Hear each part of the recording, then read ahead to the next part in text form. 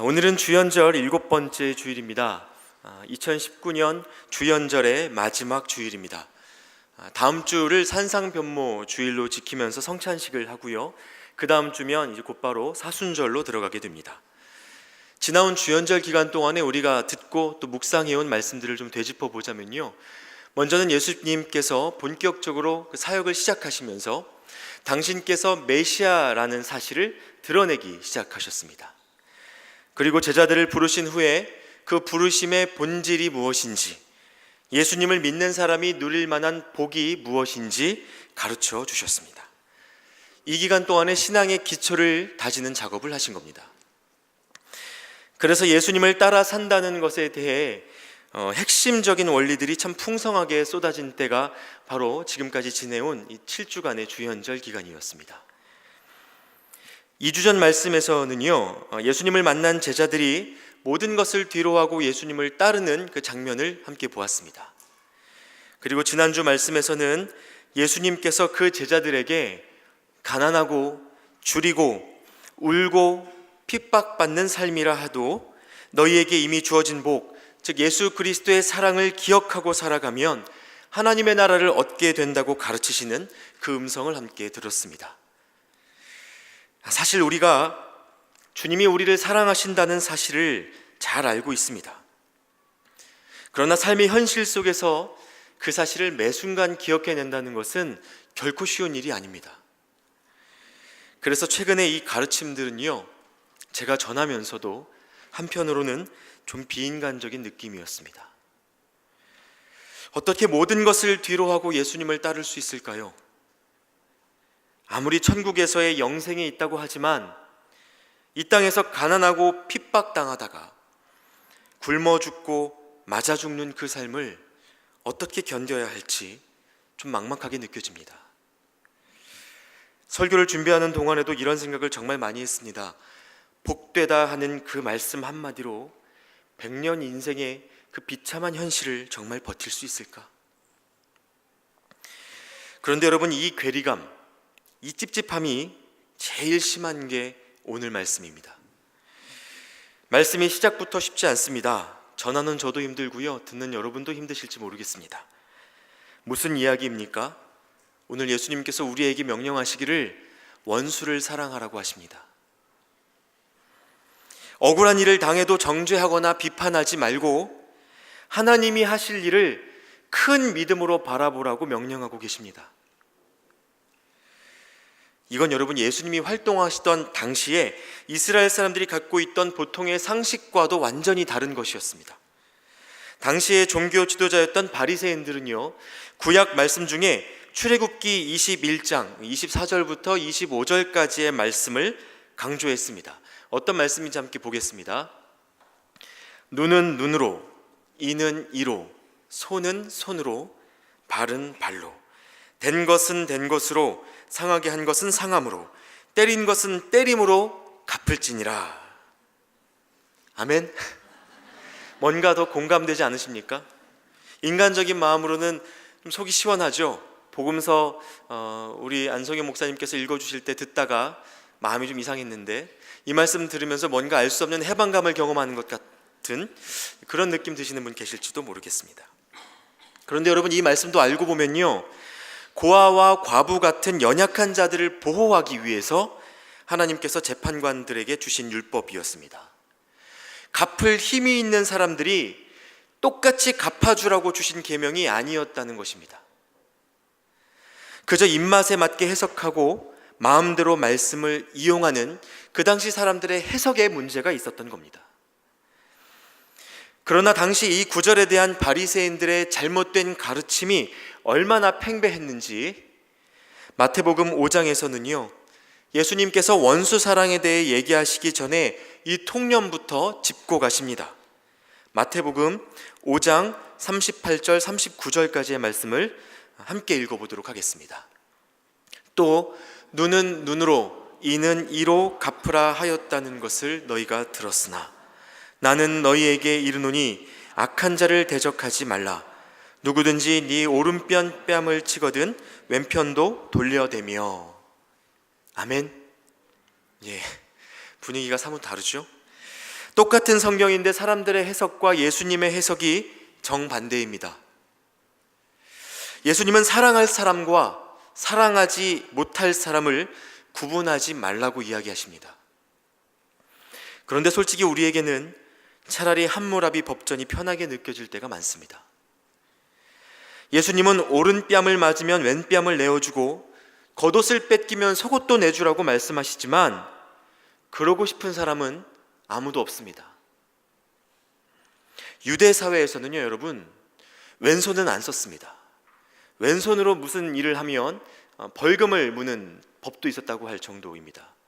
그래서 사람의 오른뺨을 때리려면요, 제가 좀 흉내를 내기가 좀 그렇습니다만 오른뺨을 때리려면 손등으로 쳐야 됩니다.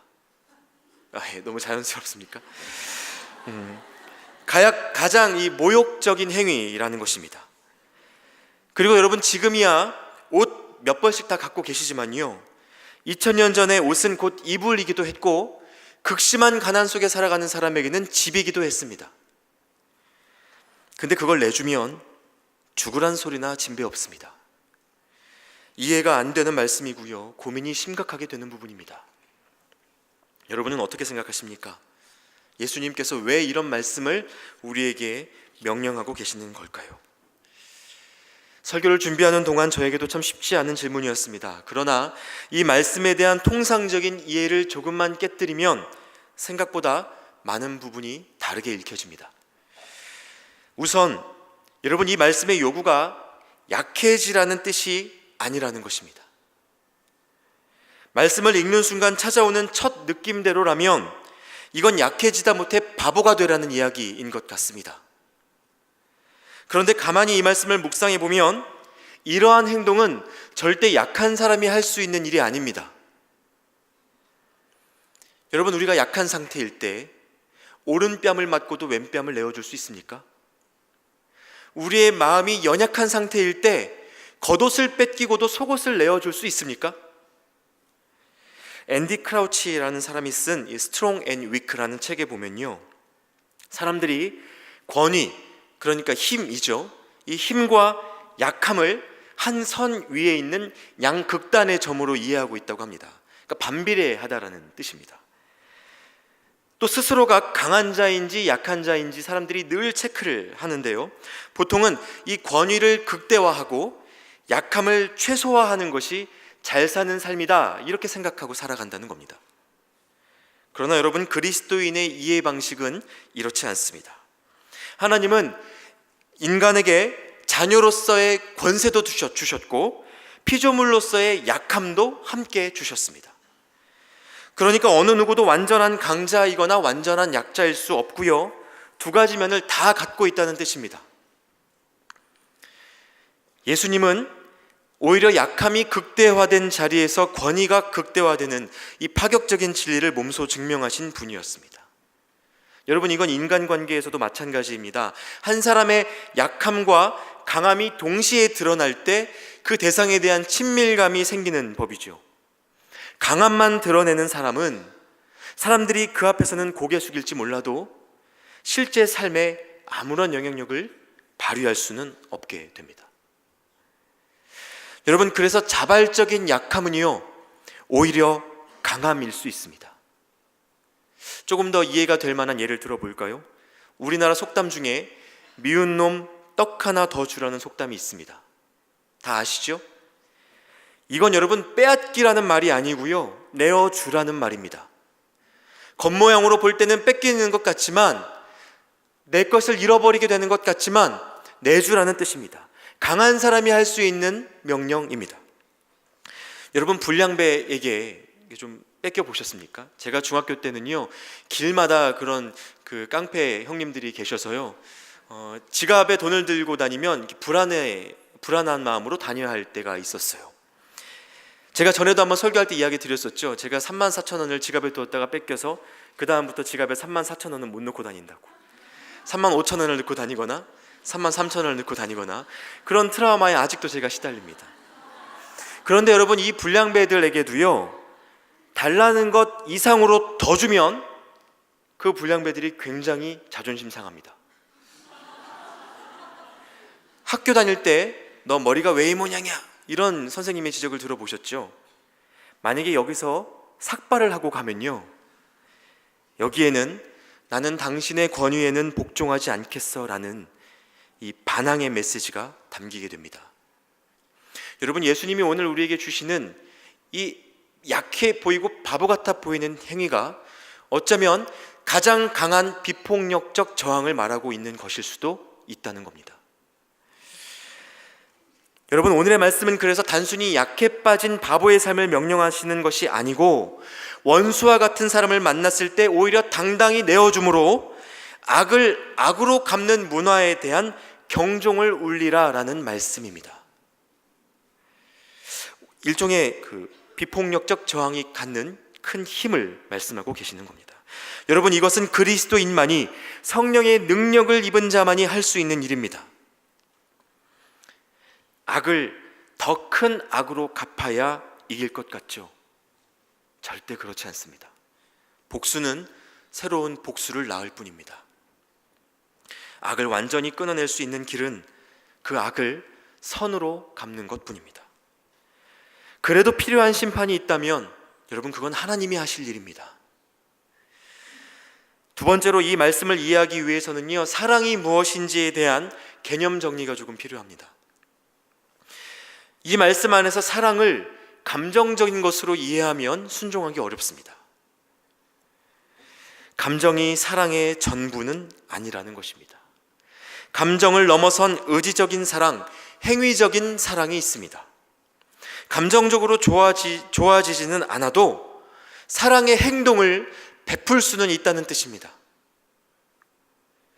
이렇게 이야기 드리면 이 감정 없는 사랑의 행위를 위선이라고 생각하실 겁니다. 보통 그런 생각이 드실 거예요. 그런데 성경에 사랑에 대해서 가장 많은 기록을 남긴 이 사도 요한은요, 말씀 안에서 반복적으로 이렇게 이야기합니다. 하나님을 사랑하는 것은 그의 계명을 지키는 것이다. 그의 계명을 지키지 않는 자는 하나님을 사랑하는 것이 아니다. 여러분, 성경은요, 분명히 믿음이 우리 신앙의 증거다, 그 기준이 된다, 이렇게 이야기합니다. 행위만 가지고 그 사람의 신앙에 척도 삼을 수 없다, 말씀은 전체적으로 그렇게 분명히 이야기합니다. 그럼에도 불구하고 사도 요한은 이야기합니다. 너희가 하나님을 사랑한다면 하나님의 계명을 지키게 되어 있다. 감정이 따라오면 더할 나위 없겠죠. 그러나 감정이 좋으면 하고 안 좋으면 안 합니까? 여러분, 삶의 주도권을요, 감정에 내주는 것만큼 불안하고 위험한 일이 없습니다. 예를 들어 여러분 중에 아플 때 약 먹는 거 좋아하시는 분 계십니까? 약 먹을 때 막 행복해지십니까? 약 먹을 때 막 기분이 좋아지십니까? 그러면 그 약 성분을 빨리 확인해 보셔야 됩니다. 보통은 약 먹는 걸 좋아하는 사람이 없습니다. 그렇죠? 그런데 왜 먹습니까? 아플 때 나아야 하니까 먹습니다. 감정은 안 따라와도 약 먹는 걸 보면 이 사람에게 회복의 의지가 있구나라는 것을 확인할 수 있게 됩니다. 그러니까 감정 없는 행위라 할지라도 이 중요한 행위가 있다라는 겁니다. 감정은 우리 마음 안에서 일어나는 굉장히 1차원적인 반응입니다. 사람을 만날 때도요, 좋은 것, 싫은 것 결정이 빨리 나게 되어 있습니다. 이성에 대한 호감 4초 안에 결정 난다고 하죠. 그 4초를 번복하려면 40일을 써도 될까 말까입니다. 여러분, 4초 조심하셔야 됩니다. 그럼 이 감정을 그토록 빠르게 결정짓는 기준은 무엇일까요? 바로 각자가 갖고 있는 주관적인 경험입니다. 그래서 느끼는 감정은 다 다르게 되어 있습니다. 그러니까 모든 사람이 결혼할 수 있게 되는 겁니다. 좋은 것 본다고 다 좋게 느끼는 것도 아니고요, 싫은 것 본다고 다 싫게 느끼는 것도 아니라는 겁니다. 그만큼 우리의 감정은 서로 다른 기준을 갖고 다르게 반응하게 되어 있습니다. 그러므로 여러분이 감정을 근거로 행동하면 그것으로 신앙을 확인할 수가 없게 됩니다. 감정 자체를 가지고 선과 악을 따지기란 불가능하다는 겁니다. 우리가 하나님을 향해 좋은 감정 갖고 있다고 신앙입니까? 아닙니다. 여러분, 오해하시면 안 됩니다. 하나님을 향해 분노하고 있다고 불신앙입니까? 그것도 아닙니다. 하나님을 생각하면 기쁘고 좋아도요, 애통하는 이유 때문에 함께 울 수 있는 마음이 없으면 그 신앙은 실체를 점검해 보아야 합니다. 예수 믿다가 울분이 터지고 하나님 앞에 기도하면서 소리소리를 질러도 하나님을 붙들고 있으면 그게 신앙입니다. 감정으로 그 신앙을 알 수 없다는 거예요. 여러분, 그래서 하나님이 우리에게 요구하시는 사랑, 원수에게도 베풀라 하시는 그 사랑은 단순히 감정적인 것이 아닙니다. 하나님은 우리에게 고통 중에 기쁨을 느끼는 그런 사디즘을 강요하시는 분도 아닙니다. 하나님이 말씀하시는 사랑은 감정을 넘어선 사랑입니다. 감정을 뛰어넘는 사랑입니다. 그래도 감정 없는 행동이 가식 같다면, 그래도 그것이 위선같이 느껴진다면 여러분, 한 가지 점검 팁을 드리겠습니다. 만약 우리가 미워하는 그 사람 앞에서만 사랑의 행동을 한다면 그건 정말 위선일 수 있습니다. 그러나 그 사람이 보지 않을 때, 그 사람이 없을 때에도 하나님 앞에 내가 서 있는 줄 믿고 그 사랑의 행동을 지속하면 이건 절대 위선이 아닙니다. 구분 기준을 조금 아시겠습니까? 오늘 구약의 말씀 속에 요셉은 형들로부터 버려진 인생이었습니다. 아주 어린 나이에 늘 함께 있던 형들로부터 버림받았습니다. 전혀 알지 못하는 먼 땅으로, 연락조차 할 수 없고 말도 통하지 않는 그 땅으로 청소년 시절에 노예로 팔려간 사람이 요셉이었습니다. 그리고 10수년이 지나서야 형들을 다시 만나게 됐는데요, 여러분 한번 속으로 대답해 보십시오. 이 요셉에게 형들이 감정적으로 사랑스러웠을까요? 창세기 말씀을 자세히 보시면요, 요셉이 형들을 시험하는 장면이 있습니다. 이 형들이 자기에게 행했던 그 행동을 어떻게 기억하고 있는지, 10여 년이 지난 일이지만 그 지난 일에 대해서 지금 이 형들이 어떤 태도를 갖고 있는지 요셉이 확인해 보려 하는 장면이 있습니다. 그리고 그 형들과 이야기를 나누는 도중에 감정을 주체하지 못해서 몰래 빠져나와 울기도 합니다. 몇 번을 그렇게 웁니다. 감정적으로는 그 마음에 아직 다 씻겨지지 않은 아픔이 있는 것입니다. 형들에 대한 원망도 있고 그 안에는 깊은 트라우마도 있었을 겁니다. 그러나 그는 형들을 선대하기로 결정합니다. 형들에게 복수의 칼날을 내밀기보다 하나님의 인도하심을 신뢰하기로 결정한 것입니다. 이 위대한 결정 이후에 요셉과 그의 형들은 오늘 창세기 15절 말씀에서 확인하시는 것처럼 서로 부둥켜 안고 우는 회복을 경험할 수 있게 되었습니다. 그래서 여러분, 우리에게도 원망스러운 자를 위한 사랑의 행동이 필요합니다. 급하게 행동하실 필요는 없습니다. 시간이 걸리는 것이 당연합니다. 하지만 감정이 따라오지 않더라도 시작할 수는 있습니다. 그 구체적인 방법이 무엇일까요? 오늘 복음서 말씀 28절에 기록되어 있습니다. 이 말씀도 같이 한번 읽어보겠습니다. 시작. 너희를 저주하는 자를 위하여 축복하며 너희를 모욕하는 자를 위하여 기도하라. 아멘. 사랑을 실천하기 위해 말씀이 제안하는 베스트 옵션, 이것은 바로 기도입니다. 존 스토트 목사님이 이런 이야기를 하셨습니다. 우리는 원수를 위해 기도하기 전에 우리의 마음속에 그에 대한 사랑을 느낄 때까지 기다려서는 안 된다. 우리가 그를 사랑한다는 것을 의식하기 전에 그를 위해 기도하기 시작해야 한다. 그러면 우리의 사랑이 싹트고 꽃이 피는 것을 발견하게 될 것이다.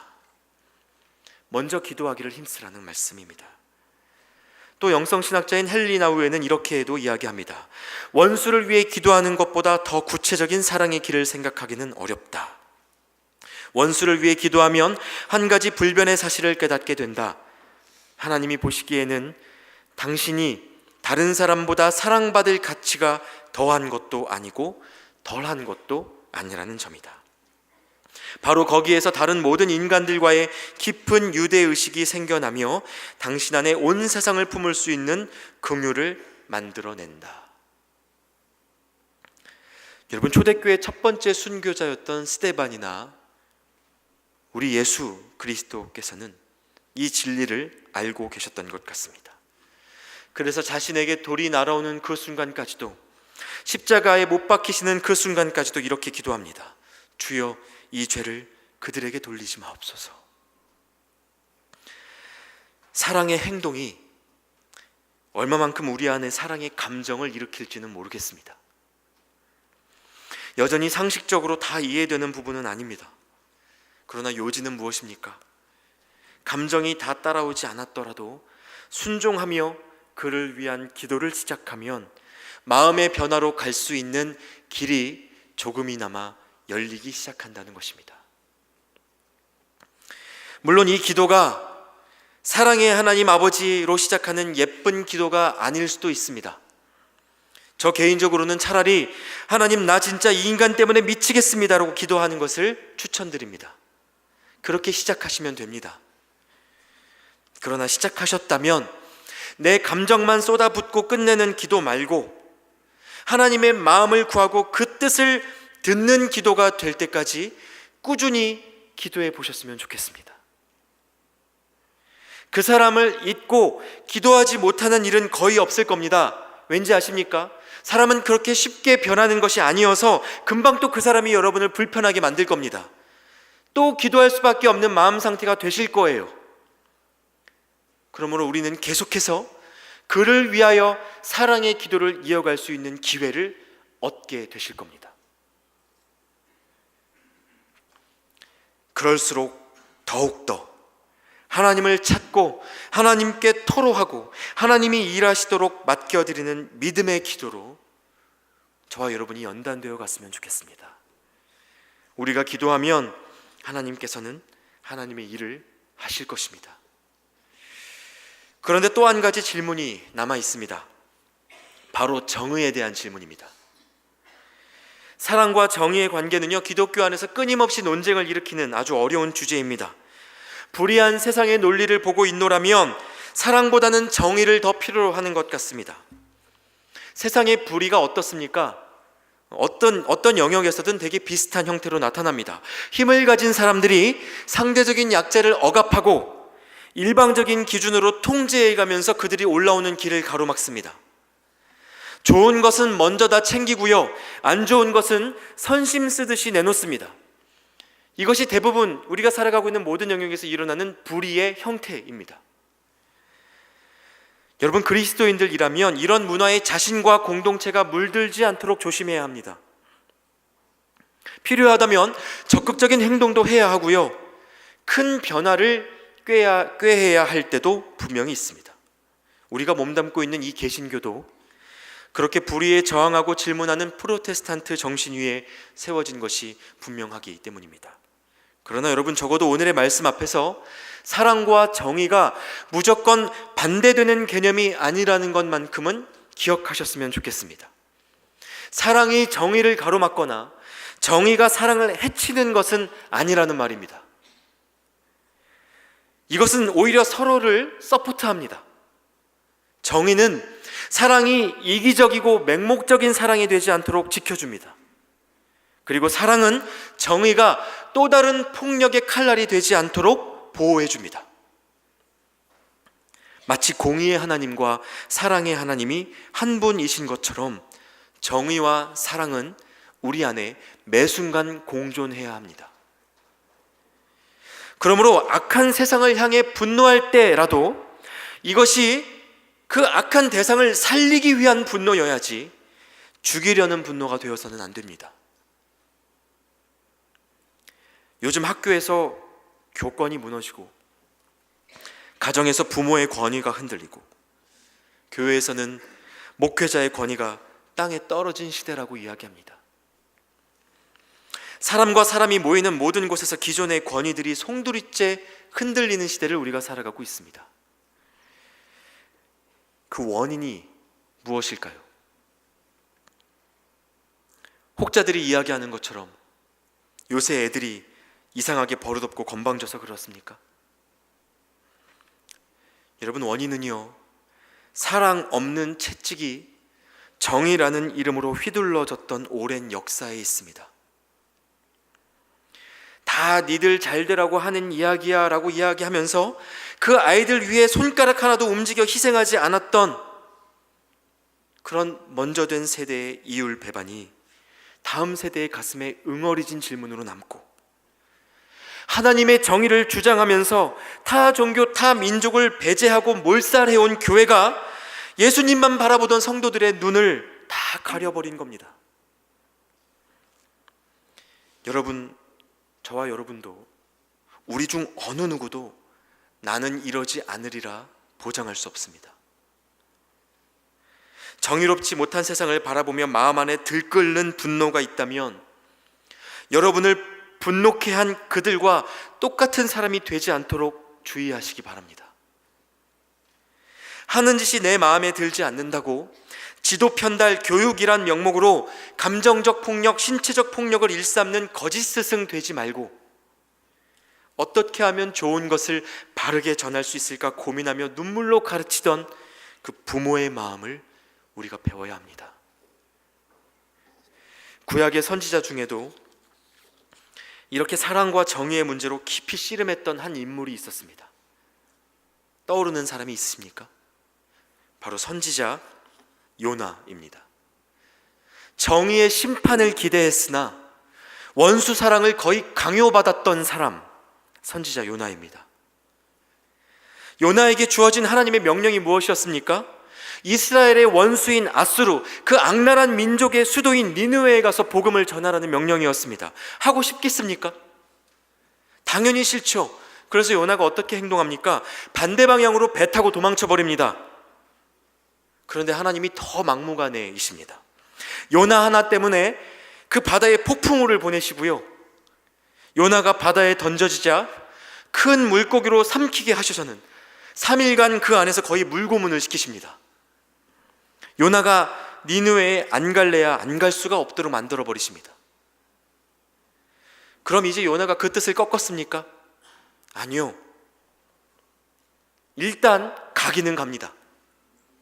그런데 3일간 다 돌아야 돌아볼 수 있는 그 성을 대충 그냥 하는 둥 마는 둥 하루 만에 그냥 돌아다니면서 하나님이 여러분을 사랑하십니다, 뭐 이런 분위기로 가급적 중요한 말은 들리지 않도록 전하고 맙니다. 그리고 언덕에 올라가서는 자리를 펴고 앉아서 자, 이제 얘네들이 못 알아듣고 망해버리겠지, 정의의 심판을 당할 수밖에 없겠지, 이렇게 자리를 펴고 앉아서 소돔과 고모라에게 내렸던 불의 심판이 내리기를 기다리고 있습니다. 그런데 무슨 일이 일어납니까? 온 민족이요, 왕부터 심지어 가축들까지 하나님이 여러분을 사랑하시는 이 말을 알아듣고는 베옷을 다 입고 온 마을에 회개운동이 일어난 겁니다. 하나님, 우리가 잘못했습니다. 주님이 우리를 사랑하시는 줄 우리가 몰랐습니다. 기도하는 일이 일어난 겁니다. 요나가 열받죠. 이걸 원했던 것이 아니지 않습니까? 그래서 요나서의 클라이막스라고 할 수 있는 하나님과의 마지막 대화가 오갑니다. 요나가 뭐라고 이야기하는지 아십니까? 하나님, 예, 그러실 줄 알았습니다. 은혜도 많으시고 자비도 많으시고 화도 안 내시고 툭 하면 용서하시고 아주 대단한 사랑쟁이 나셨습니다. 요나서 4장에 있는 이야기입니다. 그러자 하나님이 물으십니다. 네가 성내는 것이 옳으냐? 네가 지금 나에게 화내는 것이 옳으냐? 그에 대한 요나의 대답은 무엇이었습니까? 하나님, 차라리 저를 죽이세요. 차라리 나를 죽여요. 이게 요나의 대답이었습니다. 그리고 요나서는 하나님의 참 묵직한 질문으로 그 말씀을 마무리합니다. 요나서 4장 11절인데요, 이렇게 기록되어 있습니다. 하물며 이 큰 성읍 니느웨에는 좌우를 분별하지 못하는 자가 12만여 명이요 가축도 많이 있나니 내가 어찌 아끼지 아니하겠느냐. 이것이 요나서의 마지막 구절입니다. 여러분 어떤 생각이 드십니까? 저는 이 말씀을 읽을 때마다 요나의 이 답답하고 분한 마음이 참 잘 이해됩니다. 그런데요, 시간이 흐른 후 니느웨의 이 역사적인 결론이 어떠했는지 아십니까? 니느웨가 다시 하나님을 떠납니다. 그러자 그때에는 하나님께서 분명한 심판과 멸망을 그들에게 내리십니다. 자신의 선지자 요나를 괴롭혀가면서까지 그 앗수르를 건져내고자 하셨던 하나님의 마음이 있었는데 그들이 그것을 또 저버리자 결국 하나님의 때에 하나님의 방법으로 완전한 심판을 내려버리시더라는 겁니다. 이것이 나움 선지자의 그 기록에 담겨져 있습니다. 원수를 갚는 것, 심판하는 것, 여러분 그것은 하나님의 일입니다. 복수는 우리가 할 일이 아닙니다. 이제 이 말씀을 정리하면서 여러분 각자의 마음 안에 결단해 보셨으면 좋겠습니다. 오늘 복음서 32절 이하의 말씀에는 두 부류의 사람이 등장합니다. 하나는 죄인이고요, 나머지 하나는 높으신 분의 아들, 즉 하나님의 자녀입니다. 첫 번째 부류를 죄인이라고 기록해 두었지만 이 말은 보통 사람이라는 뜻으로 보는 것이 더 수월합니다. 보통 사람 모두가 죄인이기 때문입니다. 32절 33절 말씀을 보면 이렇게 보통 사람, 죄인들이 하는 사랑의 특징이 있습니다. 그게 뭡니까? 자기를 사랑하는 자만 사랑하는 겁니다. 자신에게 좋게 대하는 사람만 좋게 대하는 겁니다. 오는 말이 고와야 가는 말이 곱다는 속담을 굳이 실천하는 겁니다. 여러분 이것이 죄인들, 보통 사람들이 하는 사랑의 특징입니다. 칭찬받은 일은 아니다 라고 예수님이 이야기하시죠. 자, 그럼 두 번째 부류, 지극히 높으신 이의 아들이 하는 사랑의 특징은 무엇입니까?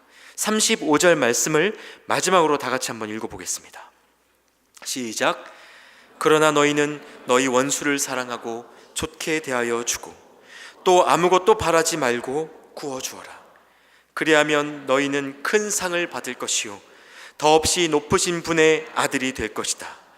그분은 은혜를 모르는 사람들과 악한 사람들에게도 인자하시다. 로마 교회의 바울 사도가 편지에 적었던 것처럼 악을 악으로 갚지 말고 악을 선으로 갚으라는 것입니다. 하나님께서는 은혜를 모르는 사람들에게도 매일의 생명과 평안한 잠과 따뜻한 햇볕과 시원한 바람과 맛있는 과일과 먹을거리들을 주시듯 모든 사람에게 동일한 은혜를 베풀며 누구든 하나님의 사랑을 알아갈 수 있도록 기회를 주는 것이 우리 하나님의 자녀들이 살아가야 할 합당한 삶의 모습이라는 겁니다. 그래서 후대에 그 10세기 영국 신학자 알프레드 플러머라는 목사님께서 이렇게 정리했습니다. 선을 악으로 갚는 것은 악마 같은 행위요. 잘 들어보세요. 선을 악으로 갚는 것은 악마 같은 행위요. 선을 선으로 갚는 것은 인간적인 행위요. 악을 선으로 갚는 것은 신성한 행위, 즉 하나님과 같은 행위이다. 결국 여러분 하나님께서는 우리가 하나님을 닮아가길 원하십니다. 그리스도를 본받는 삶, 거기에 진짜 축복이 있음을 알고 나를 따라와 보지 않겠니? 말씀하시는 겁니다. 여러분 깊은 관계로 들어가면, 공동체를 이루면 모든 사람과 완벽한 화평 속에 머물러 있기란 불가능한 일입니다. 저는 그런 사람을 이제껏 본 적도 없고 들은 적도 없습니다. 누구든 깊이 관계하면 그 사람을 더 좋아하게 되거나 싫어하게 되거나 둘 중 하나입니다. 여러분 그때마다 우리는 곁에 있는 이웃들에게 얼마만큼의 사랑을 베풀는지 결정해야 합니다. 그냥 가만히 있으면 감정 따라갑니다. 하나님을 믿는다고 말은 하지만 하나님의 뜻과 상관없이 살아가게 됩니다. 여러분 다시 한번 기억해 보십시오. 우리 모두는 죽을 수밖에 없는 죄인의 신분으로 하나님의 은혜를 입어 이해할 수 없는 사랑을 입어 지금 이 자리에 모여 예배하는 사람들입니다. 먼저 은혜 받은 우리에게 똑같은 은혜가 필요한 사람들을 곁에 주셨다면 이유가 있지 않겠습니까? 상대방이 받은 은혜가 가짜로 보인다고 해서 우리가 먼저 받은 은혜도 가짜로 만들어 버려야 하겠습니까? 요한일서 4장 19절에 이렇게 이야기하십니다. 우리가 사랑함은 그가 먼저 우리를 사랑하셨습니다. 그리스도인이 아니면 할 수 없는 그 사랑, 한 걸음이라도 저와 여러분을 통해 실천되어서 하나님의 마음이 시원하게 되는 역사 이루어 가셨으면 좋겠습니다. 이제 오늘 말씀을 기억하면서 찬양하고 또 잠깐 기도하는 시간을 갖도록 하겠습니다. 원수를 사랑한다는 것, 여러분 우리의 본성으로는 꿈도 꿀 수 없는 일입니다. 그러나 성령님이 우리 안에 임하시면, 우리가 받은 은혜를 기억하고 충만한 은혜와 감격 속에 살아간다면 하나님은 우리를 통해서도 그 일을 이루실 수 있으리라 믿습니다. 이제 그가 오신 이유, 이 찬양 함께 하시면서 우리가 살아가는 이유 새롭게 돌아보실 수 있었으면 좋겠습니다.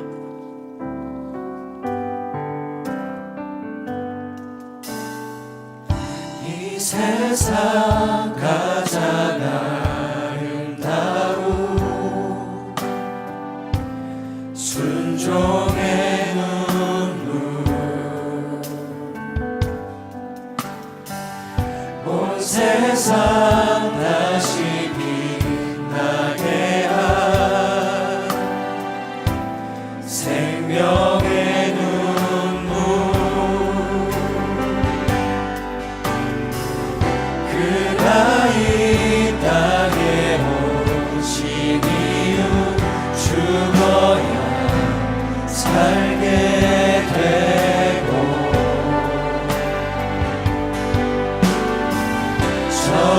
져야만 승리하는 놀랍고 영원한 신비, 지으신 그대로 되보시기, 우리의 창조주 그리스도 십자가의 길로 아버지 뜻 이루셨네. 그가 이 땅에 오신 이유, 이제 우리에게 맡겨진 그 소망, 그 사랑, 그 생명, 아름답고 눈부신 십자가의 길, 우리가 이 땅에 살아갈 이유. 이 시간 우리 입술을 함께 기도하며 나아가도록 하겠습니다. 주님, 부족하고 약하고 좁은 우리의 마음 가운데 성령의 충만함을 허락하여 주셔서 원수도 사랑하며 나아갈 수 있는 우리의 마음 될 수 있도록 우리를 새롭게 하여 달라고, 우리가 미워하는 사람, 우리의 마음을 열지 못했던 그들을 위해서도 기도하며 나아갈 수 있는 하나님의 마음을 우리가 담아갈 수 있도록 해달라고, 여러분 각자의 입술을 열어 하나님 앞에 기도하며 나아가도록 하겠습니다. 함께 기도하시겠습니다.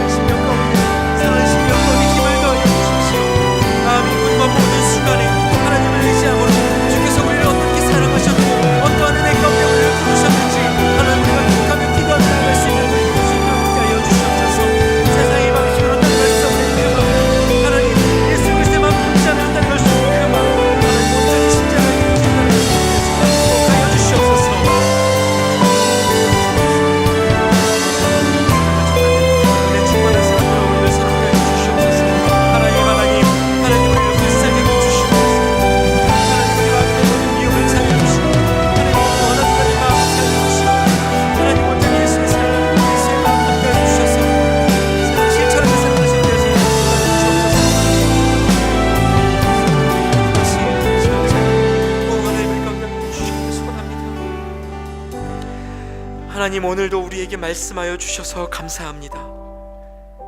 주님, 우리의 마음은 좁고 참으로 이기적이어서 원수된 자를 정말 사랑할 수 있을지 모르겠습니다. 그러나 세상의 방식으로는 도저히 따라갈 수 없는 그 길을 주께서 우리를 살리시기 위하여 앞서 걸어주셨음을 기억하며 한 걸음이라도 걸어보려 합니다.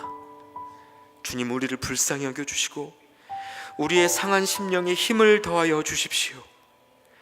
마음이 곤고한 모든 순간에 사람을 찾고 쏟아붓고 복수하는 것이 아니라 하나님을 찾고 하나님 앞에 토로함으로 믿음을 잃지 않는 우리의 삶이 되게 하여 주십시오.